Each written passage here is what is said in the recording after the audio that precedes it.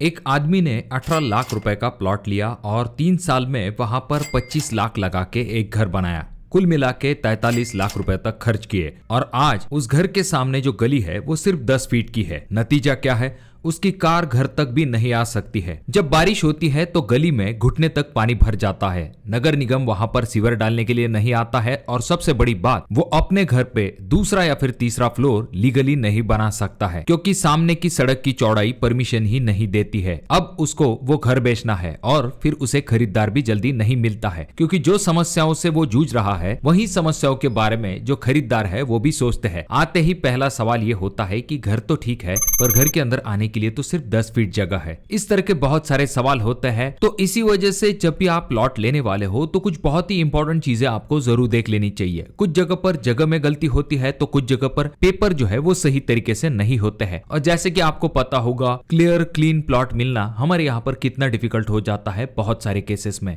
पर फिर भी कुछ इंपॉर्टेंट चीजें आपको प्लॉट लेते समय जरूर चेक कर लेनी चाहिए जिससे कि आगे चल के आपको तकलीफ ना हो।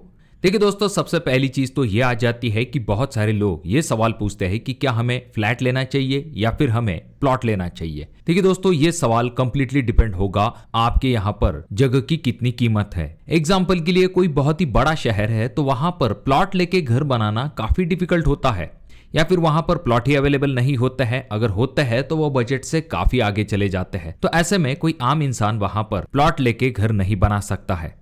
तो ऐसे में उसके लिए फ्लैट एक अच्छा ऑप्शन बन जाता है। वहीं पर जो लोकेशन ऐसा होता है कि जहां पर आपको प्लॉट जो है वो कम दाम के अंदर मिल जाता है छोटे शहरों में, तो वहां पर आपके लिए प्लॉट एक अच्छा ऑप्शन हो सकता है। तो अगर आप इसके बारे में एक डिटेल वीडियो चाहते हो तो कमेंट जरूर कीजिए जहां पर हम डिटेल में इन चीजों के बारे में बात करेंगे। फिलहाल हम बढ़ते हैं कि प्लॉट लेते समय कौन सी चीजें आपको देख लेनी चाहिए। सबसे पहली चीज जो कि आपको देख लेनी चाहिए वो है रोड। जहां पर भी आपकी प्लॉटिंग है तो वहां पर आपको ये ध्यान में रखना चाहिए कि जो रोड है वो कम से कम 20 से लेकर 30 फीट तक चौड़ी होनी चाहिए। बहुत सारी जगह पर आपने देखा होगा कि 10 फीट की ही रोड छोड़ी जाती है और वहां पर प्लॉट बनाए जाते हैं और आप भी ये सोचते हो कि भाई सस्ते में मिल रहा है तो प्लॉट ले लेते हैं। पर वही 10 फीट का जो रास्ता है वो आगे चल के आपको काफी दिक्कत दे सकता है क्योंकि जब एक गाड़ी वहां पर खड़ी होती है तो दूसरी गाड़ी पास होने में दिक्कत होती है। तो इसीलिए आपको ये ध्यान में रखना है कि जो रोड है उसकी जो विड्थ है वो कम से कम 20 फीट तक होनी चाहिए। अगर पॉसिबल है तो 25 या फिर 30 फीट है तो ये काफी बढ़िया है।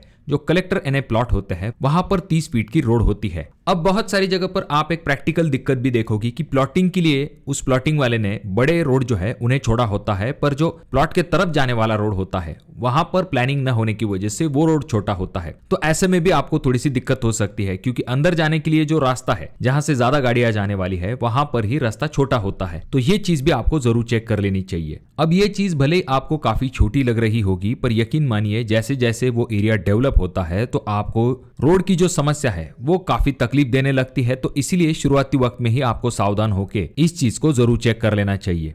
देखिए दोस्तों, रोड का साइज अगर कम है तो इससे आपको काफी दिक्कतें हो सकती है। जैसे कि अगर आपका 10 फीट का रोड है और आगे चल के जब वहां से गटर की लाइन जाएगी तो वहां पर जो एक्सकेवेशन होगा तो आपको और भी जगह जो है वो कम मिल पाती है। और बहुत बार आपने ऐसा भी देखा होगा कि लोग कंपाउंड वॉल बना देते हैं और उसके सामने की तरफ पेड़ पौधे लगा देते हैं। तो इस वजह से जगह जो है वो और भी कम हो जाती है। उसके बाद और एक इंपॉर्टेंट पॉइंट आ जाता है कि बहुत सारे शहरों में आपकी सड़क की चौड़ाई तय करती है कि आप उस बिल्डिंग को कितना ऊंचा बना सकते हो। ज्यादातर शहरों के बिल्डिंग बायलॉज में परमिसिबल बिल्डिंग हाइट और एफएसआई सीधे सामने वाले रोड की चौड़ाई से जुड़े हुए होते हैं। रोड जितनी पतली उतना ही काम आप कम कर सकते हो।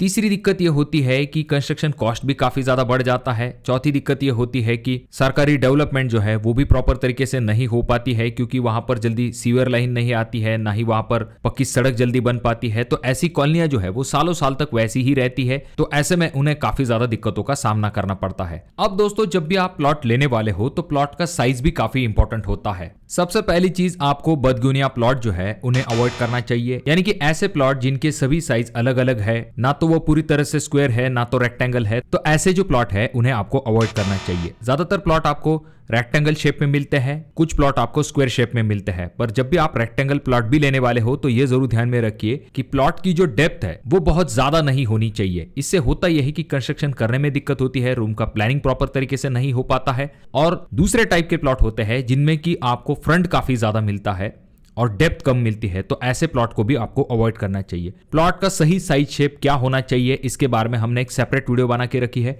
आई बटन में मैं उस वीडियो की लिंक दे दूंगा, आप वहां पर जाकर डिटेल में उसके बारे में जरूर देख सकते हो। इसी तरह से अगला इंपॉर्टेंट पॉइंट आ जाता है जो कि है डॉक्यूमेंट्स। देखिए दोस्तों, जब भी हम डॉक्यूमेंट के बारे में बात करते हैं तो वो प्लॉट की जितना ही इंपॉर्टेंट चीज होती है, क्योंकि अगर डॉक्यूमेंट में दिक्कत होती है तो आगे चल के आपको लोन लेने में या फिर बाकी परमिशन मिलने में काफी ज्यादा दिक्कतें होती है। तो इसीलिए अगर आपको पता नहीं है तो किसी एक्सपर्ट के पास से एक बार जरूर चेक कर लीजिए। उसके बाद में जो बेसिक डॉक्यूमेंट्स होते हैं वो आपको जरूर पता होने चाहिए। और यहाँ पर मैं आपको ये भी राय दूंगा कि आप एक सेकंड ओपिनियन भी ले सकते हो, क्योंकि डॉक्यूमेंट ऐसी चीज है जिसके बारे में आपको पूरी तरह से श्योर होने के बाद ही उस प्लॉट को लेना चाहिए, क्योंकि आगे चल के कोई लीगल डिस्प्यूट अगर हो गया तो आप काफी ज्यादा फंस सकते हो। तो इसीलिए डॉक्यूमेंट काफी इंपॉर्टेंट चीज होती है। अब दोस्तों और भी कुछ इंपॉर्टेंट चीजें होती है, जैसे कि आपको प्लॉट की हालत भी जरूर देख लेनी चाहिए। जैसे कि आपका प्लॉट जो है उसकी लेवल कैसी है। अगर ज्यादा ऊपर नीचे है तो आपको फीलिंग का खर्चा जो है वो ज्यादा देना पड़ेगा। उसके बाद में आती है मिट्टी। अगर मिट्टी काली है ऐसे में आपको फाउंडेशन की डेप्थ जो है वो ज्यादा गहरी लेनी पड़ेगी, वहां पर आपका कॉस्ट बढ़ सकता है। उसके बाद आपको ये भी देख लेना चाहिए कि पानी वहां पर कितने लेवल पे अवेलेबल है। आसपास के बोर से आपको जरूर पता चल जाएगा कि पानी की लेवल कितनी है। अगर प्लॉट अच्छा है पर पानी नहीं है तो ऐसे में आपको दिक्कत हो सकती है। उसके बाद आपको ये भी ध्यान में रखना चाहिए कि प्लॉट के आसपास क्या कोई बड़ा नाला है या फिर कोई हाई टेंशन लाइन वहां से गई है या फिर वहां पर कोई फैक्ट्री है या फिर डंपिंग ग्राउंड है। तो ऐसी चीजों को भी आपको जरूर चेक कर लेना चाहिए, जिससे कि आपको आगे चल के कोई भी दिक्कत ना हो। अब दोस्तों अगर हम बात करते हैं, जब भी आप प्लॉट लेने वाले हो तो मूलभूत सुविधा भी काफी इंपॉर्टेंट होती है। कौन कौन सी जरूरत की चीजें कितनी दूरी पे है इसके ऊपर भी आपके प्लॉट की वैल्यू डिपेंड होती है। जैसे कि आपके प्लॉट के पास से सरकारी स्कूल या फिर प्राइवेट स्कूल या फिर बस स्टैंड ये कितनी दूरी के ऊपर है। यहाँ तक कि जो हॉस्पिटल है, सब्जी मंडी या फिर डेली मार्केट जो है वो कितनी दूरी पे है, ये भी जरूर चेक कर लीजिए। उसके बाद मेन हाईवे और शहर से आपके प्लॉट की कनेक्टिविटी किस तरह से है ये भी जान लीजिए। मान लीजिए आपका प्लॉट काफी अच्छा है पर वहां से 2-3 किलोमीटर तक अगर सब्जी भी नहीं मिलती है तो ऐसे में सोचिए डेली के काम करने में कितनी दिक्कत हो सकती है। तो ऐसी इंपॉर्टेंट चीजें भी जरूर ध्यान में रखिए। ये चीजें इसलिए भी इंपॉर्टेंट होती है कि भले ही बहुत सारे लोग इन्वेस्टमेंट पर्पज के हिसाब से भी प्लॉट लेते हैं, तो ये चीजें जो आम हाउस ओनर जिसे कि आप आगे चल के प्लॉट बेचने वाले हो तो वो भी देखने वाला है। तो इससे पहले आपको भी उन चीजों को जरूर चेक कर लेना चाहिए, जिससे कि आपको आगे चल के प्लॉट को सेल भी करना है तब भी आपको दिक्कत ना हो। उसके बाद कुछ और भी इंपॉर्टेंट चीजें होती है। आजकल क्या होता है, इंस्टाग्राम पे कोई रील आती है या फिर यूट्यूब पे वीडियो आता है कि इतने कम में प्लॉट ले लीजिए, यहाँ पर आगे चल के रिंग रोड निकलने वाला है या फिर 2 साल में रेट डबल होने वाले हैं, यहाँ पर एयरपोर्ट आने वाला है। तो ऐसी चीजें जो है अपने आप से पहले आप वेरीफाई कर लीजिए। बहुत सारे लोग ये सोच के प्लॉट ले लेते हैं कि यहाँ पर काफी शांत माहौल है, हरियाली है, पर कुछ सालों बाद वहां पर ना ही डेवलपमेंट होती है ना ही वहां पर प्लॉट बेचे जाते हैं। तो ऐसे में आप वहां पर प्लॉट लेके फंस सकते हो। तो ऐसी चीजें आपको भी वेरीफाई करनी पड़ती है। देखिए दोस्तों, जो चीजें मैंने आपको बताई है भले ही वो आपको टेक्निकली हर जगह पर नहीं मिलेगी, पर जितनी ज्यादा चीजें आप सही तरीके से चेक कर लोगे उससे आगे चल के आपको कम दिक्कतें होंगी। तो इसीलिए इन प्रैक्टिकल चीजों के तरफ जरूर ध्यान दीजिए जब भी आप प्लॉट लेने वाले हो ऐसे समय में। देखिए दोस्तों, आपका जो प्लॉट है वहां पर और भी कुछ इंपॉर्टेंट चीजें होती है। अगर आप प्रीमियम रेट में लेने वाले हो तो वहां पर पहले से ही सड़क का प्रोविजन होना चाहिए। उसके बाद में वहां पर स्ट्रीट लाइट है या फिर जो इलेक्ट्रिकल पोल है या फिर डीपी या फिर ट्रांसफार्मर, ऐसी चीजें प्लान का हिस्सा जरूर होनी चाहिए।